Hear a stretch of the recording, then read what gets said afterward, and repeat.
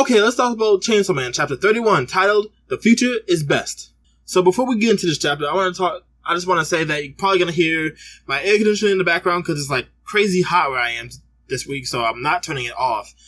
2, my voice is terrible. I'm like getting sick or whatever. So there's that. So this week I'm just decided I'm going to record this video as I go through it. Usually I read over the chapter and then I make this reaction, review, whatever you want to call it. Afterwards, so I have a minute to think about it, but this time I'm just going to go straight through it. So let's talk about Chainsaw Man chapter 31 titled The Future is Best. Jumping off from like what happened last week, we met this new guy. We don't know his name yet. We still don't. But he has a scar on his lips and he likes to drink alcohol and kill devils. That's basically all we know. And last chapter, 2 chapters ago, Makura introduced him to Power and Denji, and they kicked it off great because now he's going to be the new master and he's training them by killing them repeatedly. He's killing Denji repeatedly and he's slitting Power's throat repeatedly, knocking her out and killing Denji and then feeding them blood so that they can regenerate and start fighting again. Don't know what the outcome of this is. Well, we do. He wants them to be able to beat him, and if they can come close to beating him, that means that they are strong enough to stand their own, because apparently he is one of the strongest devil hunters on this force. So yeah, this chapter begins with this guy going to Denji's and Power's and Aki's apartment to pick them up so that they can start training. Also, we're about to see, last chapter, Denji and Power decided that we can't beat him in strengths because he's too fast, but we should be able to beat him in smarts. So this chapter, they're supposed to be planning to outsmart this guy. So let's go into it. We have Power dressed in glasses. She has a tie pulled up to her neck, and she's sprouting. She's showing off her very, very nice fake breast. And then we have Denji in some, what is that? His glasses, and he has a axe in his mouth, which looks very stupid. I like Power's get up much better than I like Denji's.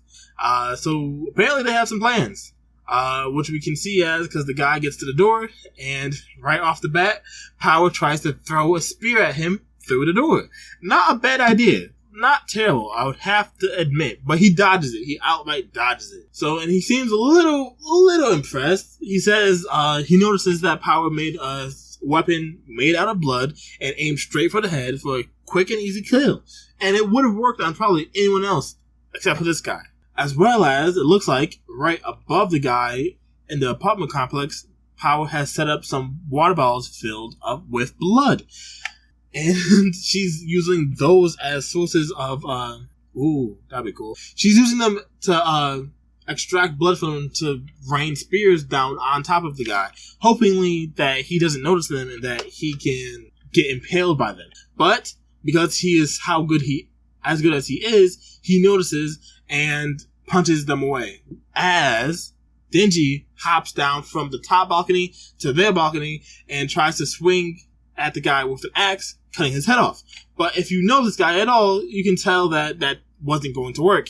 Instantly, he just turns around and kicks Denji in the head, knocking him down onto the ground on the same level as him. And he acknowledges that was the best they've done so far. It was probably like a total of 25 seconds in real time. Maybe the manga anime will make it stretch out to be 5-minute battle or whatever. But yeah, they didn't last very long against him. In any of the other fights, so this one went pretty well considering that they lost. So the guy acknowledges why they didn't succeed this time, even though he does admit that it wasn't a stupid idea or dumb plan. He acknowledges that it didn't work because Power is basically anemic because she used up too much blood for those attacks, which is true. They had a lot of water bottles and she made a whole spear out of blood. And then Denji wasn't able to succeed with the finishing kill because he wasn't able to predict the guy's final movement, which I have to say, from what we see, he looks like he did a roundhouse kick from behind him. I don't know how to explain it, but he didn't see Denji, and he didn't react, he didn't turn around and then kick him. He just kicked Denji behind him. It's whatever. I don't know how he did it, but it's whatever. So yeah, he acknowledges that they did a pretty good job. This is awesome. So as the guy is walking away, he's saying they did a good job. So he's like, I'm going to go get a drink. That's it for today. Supposedly. So as Denji's getting up, he notices he's walking away, and he's trying to tell Power that, oh, he's gone. We're good for today. Right as gleaming metal kitchen knife comes flying through the air from the end of the hallway and hits Denji right in the head. Right as the guy comes back out and says, "Pray you shouldn't trust what a hunter says." Yeah, should have saw that coming. That's pretty funny. But then we jump back with Aki and the two subordinates of Maki. I don't remember their names. Kobeni? No, it wasn't Kobeni. That's the little girl who wrecked shit. That fucked shit up a few chapters ago. So it's not her. But whatever the names are, they're taking Aki down to a sub-level basement of something. It reminds me of Hellboy. The first one, not the second one, or the remake, Hellboy 1, where the guy joins the team and he has to take the marble elevator down. It's a big piece of freaking concrete that lowers into the earth. It looks a lot like that. It's pretty cool. So as they descend deeper and deeper into this catacomb of metalwork, the two individuals that are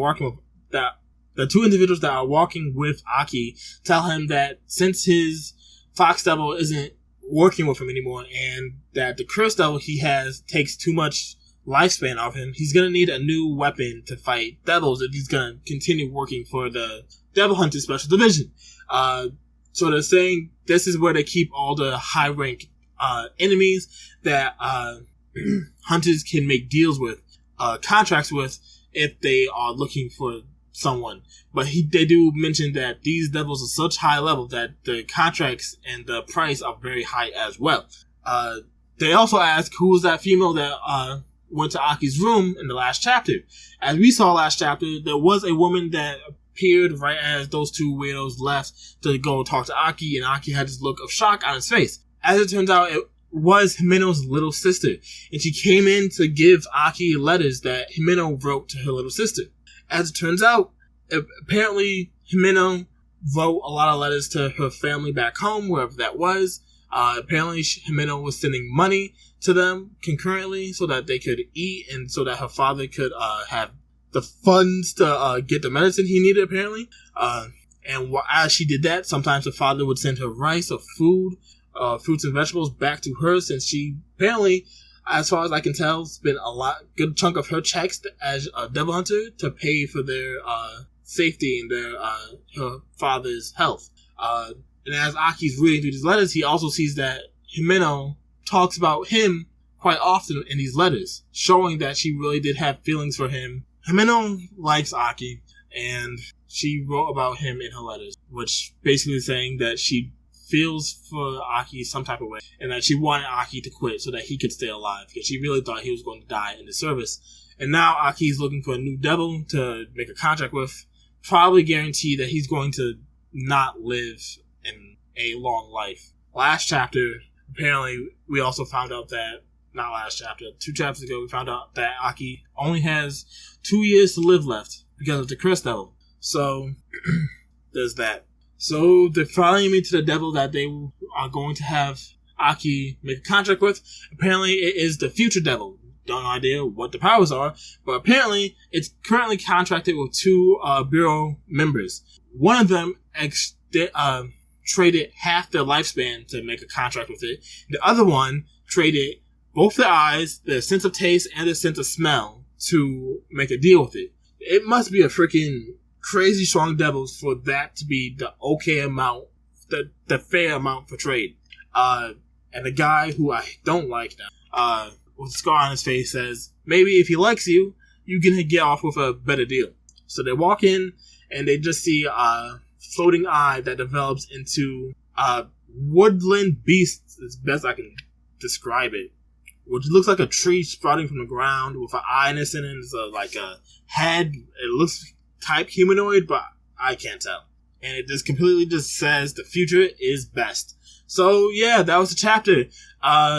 Nothing to say about it. It's interesting. It's interesting. Next chapter, maybe Aki will maybe we'll get more information about how Himeno felt about Aki. Maybe Aki will go with this devil and see what the price to pay is to have him make a contract with this devil. Maybe we'll see the fruits of Denji's and Power's training.